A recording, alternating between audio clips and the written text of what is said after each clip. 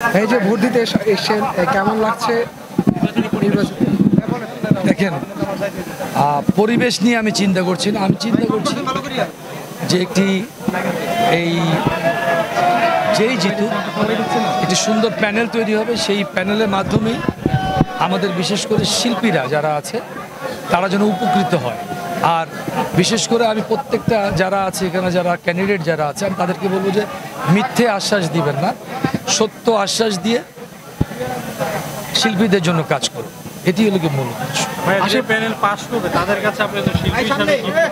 দেখেন, আমরা চাই একটি সুন্দর পরিবেশ, কারণ এই ইন্ডাস্ট্রি কিন্তু আমাদের, এই দেশটি আমাদের। এখানে যারা যারা কাজ করে প্রতিটি কিন্তু ভালোবাসার মানুষ, আপনাদেরও ভালোবাসার মানুষ, এই দেশেরও ভালোবাসার মানুষ। তো সুতরাং যারা থাকবে, যারাই আসবে, আমার কথা হলো কি যে আমরা সুন্দর পরিবেশ চাই, সুন্দরভাবে আবার সেই ফিল্ম ইন্ডাস্ট্রির আবার সে আগের জায়গায় ফিরে আসুক, এটি কিন্তু আমাদের প্রত্যাশা। আমাদের নতুন কিন্তু প্রত্যাশা নেই, কারণ 90 দশকে যখন আমরা এসেছি তখন কিন্তু আমরা সবাইকে নিয়ে কাজ করেছি। তখন কিন্তু প্রতিদ্বন্দ্বিতার লড়াই ছিল, একটি নায়কের সাথে নায়কের যুদ্ধ ছিল, একটি নায়িকার সাথে নায়িকার যুদ্ধ ছিল। ঠিক যুদ্ধ বলতে গেলে এমন যে কে কিভাবে ভালো ছবি দিতে পারে, সেই জিনিসটি নিয়ে আমরা আবার ফিরে আসতে চাই। বিশেষ করে আমি শাকিল খান, এটি আমি সবারকে আমি একটি কথাই বলবো, কারণ আমি আমার এলাকায় যেমন কাজ করি, বিশেষ করে বাগেরহাট অঞ্চল, বাগেরহাট 3, দেখেন ওখানে কিন্তু আমি মানুষের জন্য কাজ করি। আমি মনে করি এই প্যানেলে যারাই আসুক, যারাই জিতবে, তারা যেন এই শিল্পীদেরকে নিয়ে কাজ করে এবং আমাদের এই ইন্ডাস্ট্রিকে নিয়ে কাজ করে, এবং বাইরের কোনো ফিল্ম নিয়ে যেন এখানে কোনো টানাস্টার না হয়।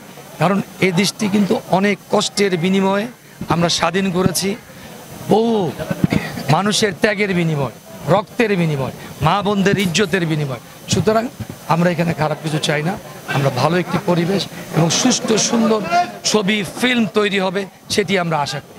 এবং যারা এই প্যানেলে জিতবে তারা যেন এই শিল্পীদেরকে নিয়ে কাজ করে, বিশেষ করে দুস্থ শিল্পী যারা আছে, অসহায় শিল্পী যারা আছে, তাদেরকে যেন সঠিক আশ্বাসটি যেন তাদের।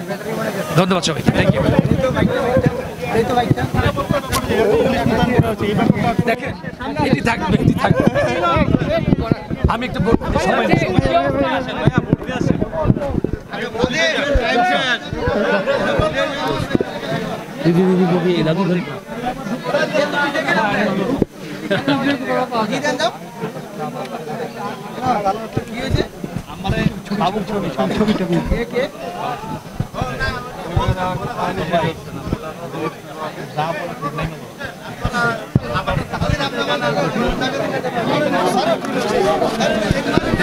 শাকিল খান দর্শক শ্রোতা দেখতে পাচ্ছেন ভোট দিতে আসলেন, দর্শক শ্রোতা এখনই ভোট দিবেন।